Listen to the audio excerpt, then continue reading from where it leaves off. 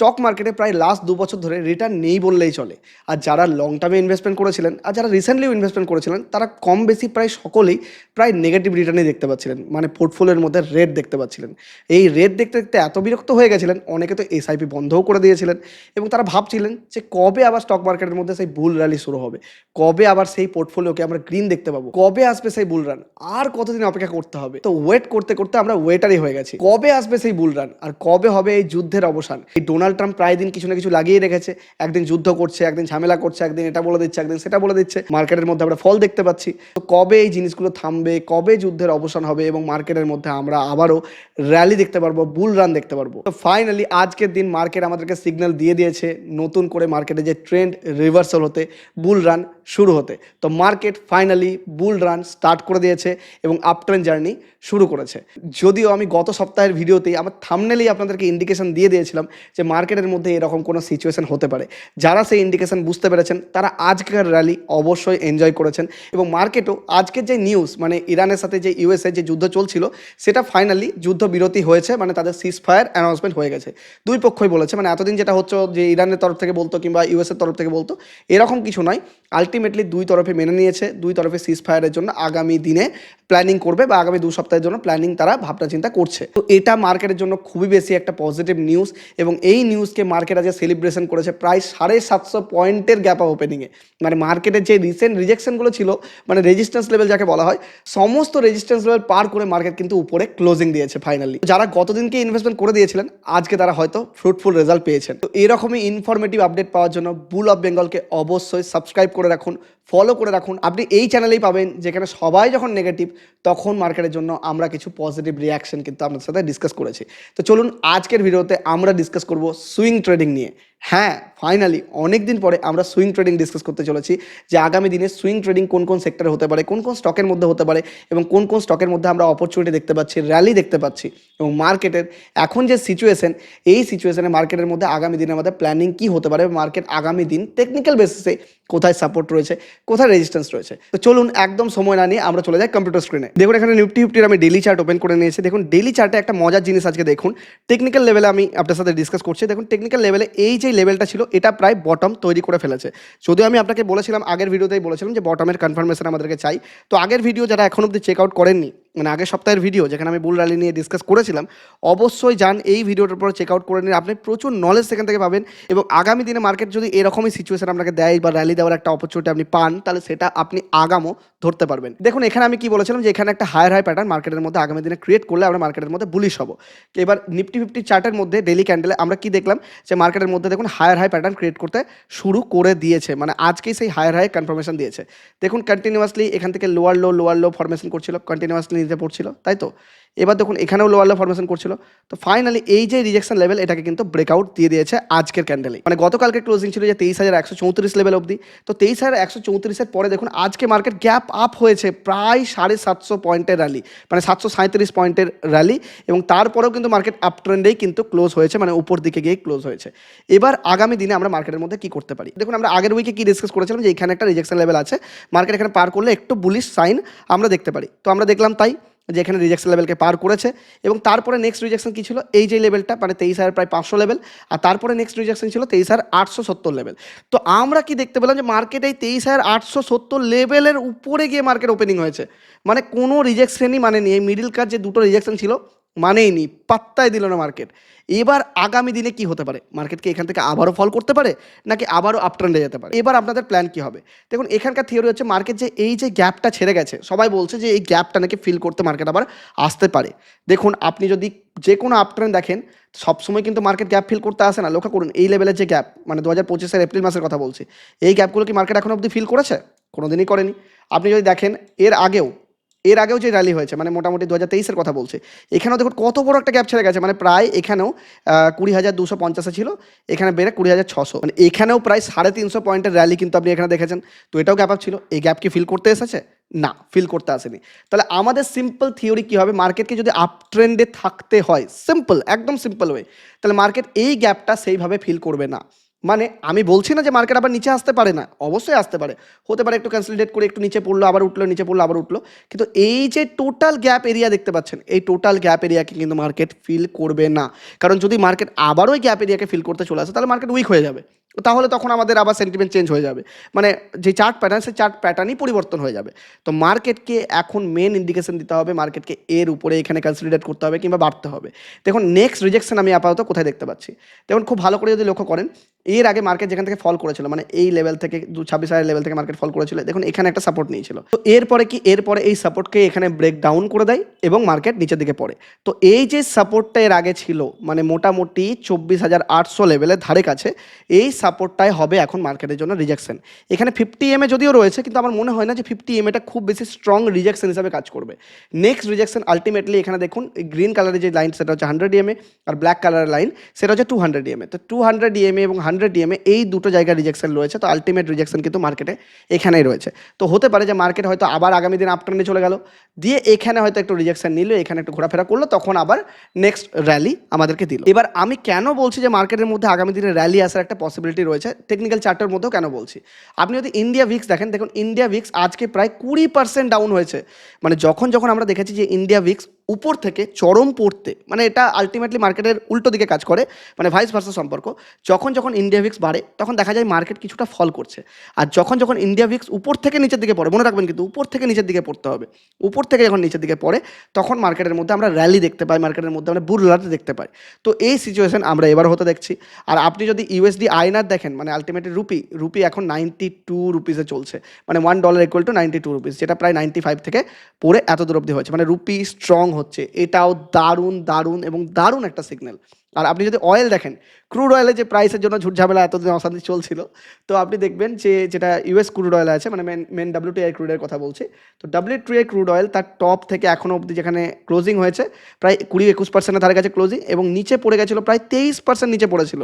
আর আপনি যদি ব্রেন্ট crude oil দেখেন, তার ব্রেন্ট ক্রুড অয়েল তো বিশাল বড় গ্যাপ ডাউন ওপেনিং, মানে তার টপ থেকে এখন ব্রেন্ট ক্রুড অয়েল মোটামুটি ওই 22% ধারে কাছে পড়ে আছে, এবং তার লো লাগিয়েছিল প্রায় 23% ধারে কাছে। তো ক্রুড অয়েলেও আস্তে আস্তে আস্তে আস্তে স্টেবল হচ্ছে, মানে এবার দেখবেন যে গ্যাসের প্রাইস আস্তে আস্তে স্টেবল হবে। তো একটা সিচুয়েশন মনে রাখুন, মার্কেটের মধ্যে এই এত বড় ফল কেন এসেছিল, এই যে আপনি এই নিফটির মধ্যে যে এত বড় ফলটা দেখতে পাচ্ছেন, এটা কেন এসেছিল, কি কারণ ছিল মার্কেটের মধ্যে এত বড় ফল হওয়ার?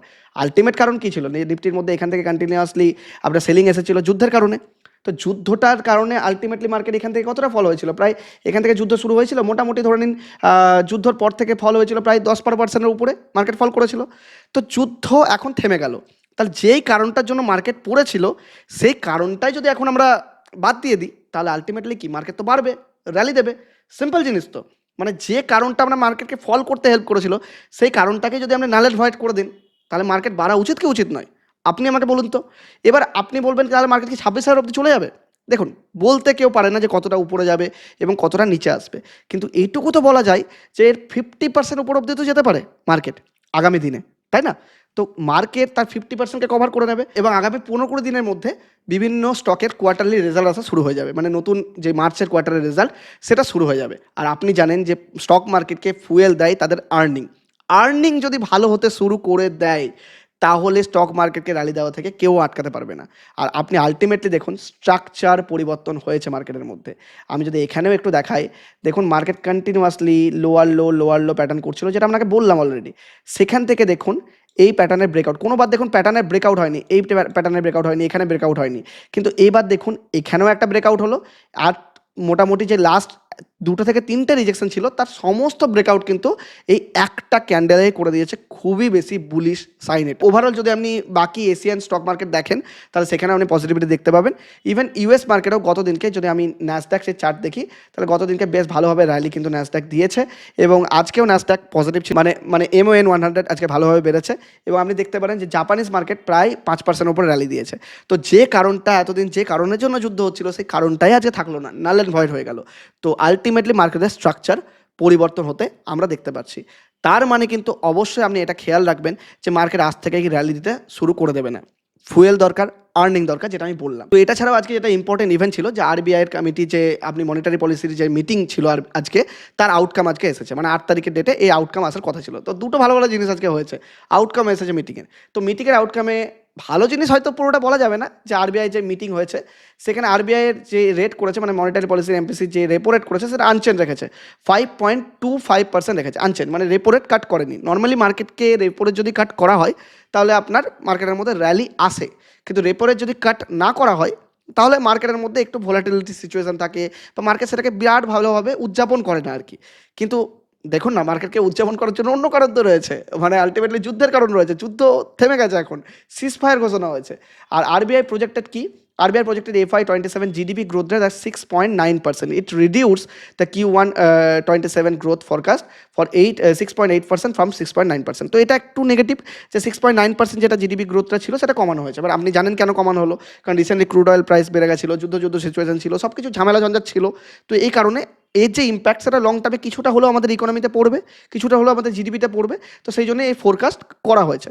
তো যদি আবারও গ্রোথ ভালো চলে আসে, হতে পারে যে এটা রিয়েল জিডিপি চেঞ্জ হয়ে গেল, তো এমন কিছু যে পরিবর্তন তা কিন্তু নেই। আর Q2 2027 GDP growth rate estimate এক 6.7% ফ্রম 7%, তো 7% থেকে এটাকেও একটু কমানো হয়েছে। আর economic growth estimate from Q3 2027 এখানে দে ওয়ার 7% অ্যান্ড 7.2% রেসপেক্টিভলি। তো ওভারঅল মোটামুটি যেটা এক্সপেকটেশন করা যাচ্ছিল যে 6%-এরও নিচে চলে আসতে পারে জিডিপি, সেটা কিন্তু হয়নি। এটা একটা পজিটিভ দিক। তো এটা ওভারঅল যদি আপনি দেখেন তাহলে দেখে মনে হবে যে কিছুটা নেগেটিভে গেছে ব্যাপারটা, কিন্তু অ্যাকচুয়ালি তা নয়। অ্যাকচুয়ালি এটা কি বলুন তো, এটা বলতে পারেন যে এখনকার যে সিচুয়েশন হলো তার জন্য আমাদেরকে খুব সামান্য পরিমাণ হিট নিতে হচ্ছে, কিন্তু ওভারঅল মার্কেট কিন্তু এটাকে সেলিব্রেটই করছে। মানে মার্কেট এইসব বিষয়কে অলরেডি ফিউচারকে পাস্টেই ডিসকাউন্ট করে দিয়েছে। আমরা সবসময় ফিউচারকে প্রেডিক্ট করি, তাই তো? তাহলে পাস্টের মধ্যে এই জিনিসগুলো ডিসকাউন্ট হয়ে যায় মার্কেটের মধ্যে, যেটা এখনও পর্যন্ত আমরা হতে দেখতে পাচ্ছি। মানে মার্কেট এগুলো সব নাল ভাইট করে দিয়েছে। মানে যেই নিউজগুলো আজকে আপনি পাচ্ছেন, মানে আপনার কাছে যে খবরগুলো আসছে সেটা মার্কেট অলরেডি প্রেডিক্ট করে নিয়েছে এবং সেটাকে ডিসকাউন্টও করে দিয়েছে। এই জিনিসটা খেয়াল রাখবেন, এইটাই মার্কেটের মধ্যে প্রত্যেকবার আমরা হতে দেখেছি। এবং তার সাথে সিপিআই ইনফ্লেশন যেটা, সেটা FY27 হ্যাজ বিন প্রজেক্টেড 4.6%, এটা একটু বেশি বলা যেতে পারে। আর আপনার মেনটেন করেছে কি, সেন্ট্রাল ব্যাংক মেনটেন করেছে সিপিআই Q1 এর প্রজেকশন করেছে 4%, ওয়াইল রেজিং দ্য Q2 প্রজেকশন করেছে 4.4%, যেটা 4.2% ছিল। মানে 4.2 থেকে 4.4 করা হয়েছে। মানে আলটিমেটলি যেটা বলা যাবে যে কিছুটা পয়েন্টে কমানো, কিছুটা পয়েন্টে বাড়ানো, এই ধরনের জিনিসগুলো হয়েছে। তো ওভারঅল জিডিপি গ্রোথ রেট ভালোই রয়েছে, 6%-এর উপরেই রয়েছে, যেটা আরও ভালো জিনিস। আর মার্কেটও এই ব্যাপারটাকে দারুণভাবে র্যালি দিয়ে আমাদেরকে দেখাচ্ছে। তো এটা আমরা মার্কেটের ভিউ রাখলাম। আমি মার্কেটের মধ্যে আপাতত পজিটিভ রয়েছে, কিন্তু উইথ কশন। দেখুন মার্কেটের মধ্যে এখন শোনা যাচ্ছে, খবর আসছে যে যুদ্ধের সিচুয়েশন যেটা হয়েছিল সেটা সম্পূর্ণরূপে ঠিকঠাক হয়নি। ইসরায়েলও কোথাও যুদ্ধ করছে, আবার ঝামেলা ঝঞ্ঝাট করছে, এগুলো হচ্ছে। তো আপনি একটা জিনিস মনে রাখবেন, যে কারণের জন্য মার্কেট একবার পড়েছিল, এটা খুব ইম্পর্টেন্ট পয়েন্ট আপনাকে বলছি, যে কারণের জন্য মার্কেট একবার পড়ে গেছিল সেই সেম কারণটার জন্য মার্কেট আবার দ্বিতীয়বার পড়বে না। মানে এটাকে আর পাত্তাই দেবে না, বলে যা কারেক্ট করার করে গেছে, এবার তুই নতুন কোনো খবর দে। মানে মার্কেটের মধ্যে কোনো নতুন নিউজ আসতে হবে না, আননোন কোনো ফ্যাক্ট আসতে হবে। মানে হতে পারে যে আপনার নিউক্লিয়ার অ্যাটাক হয়ে গেল, সেটা আপনি জানেন না, আমি জানি না। তো এই ধরনের যদি সিচুয়েশন আসে তাহলে মার্কেটের মধ্যে আবার হয়তো নেগেটিভ দেখতে পারি, কিন্তু যতক্ষণ এই ধরনের সিচুয়েশন নেই, মার্কেট ভোলাটাইল থাকবে, কখনো আপ ট্রেন্ডে যাবে, কখনো আবার একটু রিট্রেসমেন্ট করবে, আবার বাড়বে, এই ধরনের সিচুয়েশন আমরা দেখতে পারি। তো ওভারঅল মার্কেটের ভিউ আমাদের পজিটিভ রয়েছে। এবার শুধু পজিটিভ থাকলেই হবে না, আমাদেরকে জানতে হবে যে কোন সেক্টরের মধ্যে অপরচুনিটি রয়েছে, কারণ আপনি তো আলটিমেটলি সুইং ট্রেডিং করবেন, তাই তো? তো সুইং ট্রেডিংয়ের জন্য কিন্তু আমি আলটিমেটলি ভিডিও বানিয়ে রেখেছি, ডিসক্রিপশনের মধ্যে আমি লিঙ্ক দিয়ে রাখবো। এই সময় সব থেকে বেশি ইম্পর্টেন্ট, যারা ভিডিও এখন অবধি দেখছেন, আমি বলবো সুইং ট্রেডিংয়ের ভিডিও সব থেকে বেশি ইম্পর্টেন্ট এই সময়। যারা সুইং ট্রেডিং করতে চান, এই সময়ের অপরচুনিটিকে কাজে লাগাতে চান, অবশ্যই আমাদের ডেসক্রিপশন আর পিন কমেন্টের মধ্যে অ্যাঞ্জেল ওয়ান এবং জেরোধার লিঙ্ক রয়েছে। একদম ফ্রিতে আপনার অ্যাকাউন্ট ওপেন হয়ে যাবে। আমাদের লিঙ্ক থেকে অ্যাকাউন্ট ওপেন করলে একটাও টাকা লাগে না। তাই এখনই যান, ডেসক্রিপশন আর পিন কমেন্ট চেক আউট করুন। আপনি সেখান থেকে অ্যাঞ্জেল ওয়ান আর জেরোধার লিঙ্ক থেকে একদম ফ্রিতে অ্যাকাউন্ট ওপেনিং করে নিতে পারবেন। তাই এই সুযোগকে একদম মিস করবেন না। এই সময় আলটিমেটলি মার্কেটের মধ্যে অপরচুনিটি, এবং এই অপরচুনিটিকে কাজে লাগান। দেখুন আমি ইনভেস্টমেন্ট অ্যাডভাইস আপনাকে একদম দিচ্ছি না, কিন্তু আমি যেভাবে স্টাডি করছি, আমি আমার স্টাডির প্রসেস আপনাকে শেয়ার করছি। তাই অবশ্যই আপনি এভাবে স্টাডি করে নিজের মতো করে ডিসিশন নিতে পারেন। তো চলুন কোন কোন সেক্টরের মধ্যে অপরচুনিটি রয়েছে সেটা একবার দেখে নিই। এবং কোন সেক্টরে অপরচুনিটি রয়েছে এটা দেখার সব থেকে ইজিয়েস্ট প্রসেস কি জানেন? যেই সেক্টর তার টপ থেকে কম পড়ে আছে বা নিফটির তুলনায় আউট পারফর্ম করছে। ধরুন নিফটি এখন যদি তার টপ থেকে ধরি, মানে তার যে টপ লাগিয়েছিল, টপ হাই লাগিয়েছিল মোটামুটি এই লেভেলে ধরে চলুন, তার নিফটি এখন কোথায় ট্রেড করছে? নিফটি এখন মোটামুটি 8.9% আছে। তার নিফটির থেকে কম কোন সেক্টর পড়ে আছে এবং কোন সেক্টর সব থেকে কম পড়ে আছে সেটা আমাদের খুঁজতে হবে। এবার আপনি বলবেন সেটা তো র্যালি দিয়ে দিয়েছে, অনেকটাই বেড়ে গেছে। না, যে সেক্টর র্যালি দিতে লেগেছে সে আরও বড় র্যালি দেবে। এবং যে সেক্টর এই র্যালিতেও পার্টিসিপেট করছে না সে পরেও পার্টিসিপেট করবে না। এটা কিন্তু মনে রাখবেন, এটা খুব ইম্পর্টেন্ট পয়েন্ট। তাই যে বেড়ে আছে সে আরও বাড়তে পারে, আর যে পড়ে আছে সে আরও পড়তে পারে। স্টক মার্কেটে সবসময় আমরা এটাই হতে দেখেছি। তো প্রথমে আমরা দেখে নিই নিফটি পিএসইউ ব্যাংক। দেখে পিএসইউ ব্যাংক নিফটিতে পড়ে আছে 8.9%। পিএসইউ ব্যাংক কত পড়ে আছে? পিএসইউ ব্যাংক পড়ে আছে 11%, 11.93%, মানে নিফটির থেকে বেশি পড়ে আছে। বাদ দিলাম, এটাকে আমরা সুইং ট্রেডিং হিসেবে দেখবো না। নেক্সট কোথায় আছে? নেক্সট আমরা দেখতে পারি আইটি। দেখুন আইটিতে সুইং ট্রেডিং নয়, আইটিতে আমি এর আগে আপনাদেরকে বলেছিলাম যে একটা ইনভেস্টমেন্ট অপরচুনিটির জন্য বলেছিলাম। তো আইটি আমাদেরকে বারবার ইনভেস্টমেন্ট অপরচুনিটি দিয়েছে। আইটির মধ্যে স্ট্রং শেয়ার দেখতে পারেন, কিন্তু আইটি ওভারঅল এখনও 31% পড়ে আছে। তো সুইং ট্রেডিংয়ের জন্য দেখবো না। দেখে মার্কেটের থেকে আউট পারফর্ম কোনটাতে করছে? Nifty bank. নিফটি ব্যাংকও যদি আমরা এখানে দেখে নিই তাহলে এখানেও প্রায় 10%, মানে নিফটি যা পড়ে আছে ব্যাংকও তাই পড়ে আছে। কিন্তু আপনি যদি নিফটি কমোডিটি ইন্ডেক্স দেখেন, কমোডিটি ইন্ডেক্স তার অল টাইম হাই থেকে প্রায় 4.35% পড়ে আছে। মানে এই ইন্ডেক্সটা আগামী দিনের র্যালির পার্ট কিন্তু হতে পারে, মানে আর্লি সিগন্যাল কিন্তু এই ইন্ডেক্সটা দিচ্ছে। মানে যেখানে মার্কেট এত ফল করে গেছে, এই ইন্ডেক্স মাত্র 4% পড়ে আছে। তার মানে কিছু না কিছু ব্যাপার তো আছে যে স্ট্রং আছে। মানে যখন একই সিচুয়েশনে যুদ্ধের কারণের জন্য মার্কেট ফল করছে, এই সেক্টরটা পড়ছে না, ব্যাপার তো রয়েছে কিছু। তো এবার আপনি বলবেন যে বুঝতে পারলাম যে নিফটি কমোডিটি ইন্ডেক্সে অপরচুনিটি আছে, বলছো বুঝতে পারলাম। এবার আমরা স্টক কী করে খুঁজবো? দেখুন স্টক খোঁজার জন্য ওই যে বললাম সুইং ট্রেডিংয়ে স্টক বাছাই করবো, ভিডিওটা অবশ্যই দেখে নিন। দেখুন রেগুলেটরি পারপাসের জন্য আমি স্টকের নাম ডাইরেক্টলি আপনাকে নিচ্ছি না, কিন্তু আপনি 5 মিনিটে স্টক খুঁজে বার করতে পারবেন, এটা আমার গ্যারেন্টি। তাই ভিডিও মিস একদম করবেন না, আর এই সময় তো একদম নয়। তো আমাদের নেক্সট হচ্ছে নিফটি ফাইন্যান্সিয়াল সার্ভিস। দেখুন ফাইন্যান্সিয়াল সার্ভিস যদি আমরা টপ থেকে দেখি প্রায় 8.9%, নিফটির তুলনায় কম প্রায়, কিন্তু একই ধরা চলে যেতে পারে। প্রাইভেট ব্যাংকও দেখতে পাচ্ছি অনেকটাই পড়ে আছে, তো আর চেক করলাম না। একই জিনিস আমি দেখলাম নিফটি অটোতে একবার দেখা যাক। অটো তার অল টাইম হাই থেকে কতটা পড়ে আছে? অটো পড়ে আছে 11%, না বেশি পড়ে আছে, চলবে না। নিফটির তুলনায় আউট পারফর্মকে মেটাল যদি আমরা দেখি, হ্যাঁ মেটাল প্রায় অল টাইম হাইয়ের কাছাকাছি 3% পড়ে আছে। মানে কি দেখলাম তাহলে? কমোডিটি 4.5% ধারে কাছে, আর মেটাল 3%-এর ধারে কাছে। তো কমোডিটি আর মেটাল এই দুটো সেক্টর আমরা সুইং ট্রেডিংয়ের জন্য পেয়ে গেলাম আগামী দিনের জন্য, মানে আগামী দিনের যে র্যালির পার্ট হতে পারে। আর নিফটি ইনফ্রা যদি আমরা চেক করি তাহলে ইনফ্রা কোথায় আছে এখন? 7%। নিফটির থেকে ভালো, কিন্তু এই দুটো সেক্টর থেকে ভালো নয়। নিফটি থেকে ভালো, কিন্তু নজর রাখতে পারেন। কিন্তু এটা আমাদের লাস্ট চয়েস, মানে যখন অন্য কোনো চয়েস পাবো না তখন এটা চয়েস করব। তো এটাকে করা যেতে পারে যেহেতু নিফটি থেকে বেটার পারফর্ম করছে। আর কি রয়েছে? আর হচ্ছে নিফটি ইন্ডিয়া ডিফেন্সে কিন্তু আমি বরাবর বলিস। দেখুন আমার ভিউ আপনাকে এর আগে ভিডিওতে বলেছি, আপনি যদি চান যে ডিফেন্স নিয়ে পার্টিকুলার ভিডিও নিয়ে আসি, দেখুন অনেক বড় ভিডিও হবে ডিফেন্স নিয়ে টোটাল আলোচনা করার জন্য। তো ডিফেন্স আগামী দিনে সরকার স্পেন্ডিং বাড়াচ্ছে, এবং এই যে সিচুয়েশন হলো এখন বিভিন্ন ইরানের সাথে বা ভেনেজুয়েলার সাথে, তো ডিফেন্সের স্পেন্ডিং প্রত্যেকটা গভর্নমেন্ট বাড়াবে এবং প্রত্যেকটা কান্ট্রি বাড়াবে। তো আগামী দিনে ডিফেন্স সেক্টরের মধ্যে র্যালি আসতে পারে বলে, এটা আমার থিসাস, আমার থিম। আমি আপনাকে অ্যাডভাইস করছি না, কিন্তু আমার এটা নিজস্ব রিসার্চ যেটা আমি আপনার সাথে শেয়ার করলাম। তো ডিফেন্সের মধ্যে যদি আপনি দেখেন তাহলে ডিফেন্স তার অল টাইম হাই থেকে এখন কতটা পড়ে আছে? প্রায় 12% পড়ে আছে। তো অবশ্যই সুইং ট্রেডিংয়ের জন্য তো নয়, কিন্তু ইনভেস্টমেন্ট পারপাসের জন্য স্টাডি অবশ্যই করতে পারে। নেক্সট হচ্ছে আমাদের কি নিফটি এনার্জি অনেক টপ হাই থেকে পড়ে আছে, কিন্তু এনার্জি সেক্টরেও আমার একটা থিম রয়েছে। ডিফেন্স আর এনার্জিতে আমি আগেই বলেছি সেম জিনিস, এনার্জি ইনফ্রাস্ট্রাকচারের উপর অ্যাটাক হচ্ছে, এনার্জি নিয়ে ঝুট ঝামেলা অশান্তি চলছে। তো এনার্জি সেক্টর যেটা আগামী 5 বছরে যেটা উন্নতি করার ছিল সেটা আগামী 2-3 বছরে উন্নতি করবে। তো এটা আমার একটা থিম, একটা থিসাস, আপনি নিজের মতো করে রিসার্চ করতে পারেন।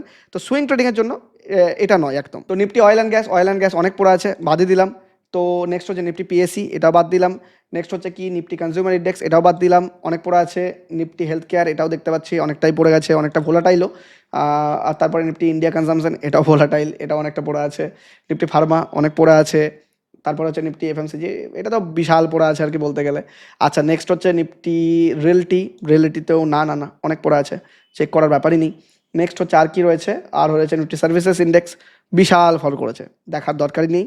আর হচ্ছে নিফটি মিডিয়া সেক্টর, এটাও বিশাল বিশাল বিশাল ফল করে বসে আছে।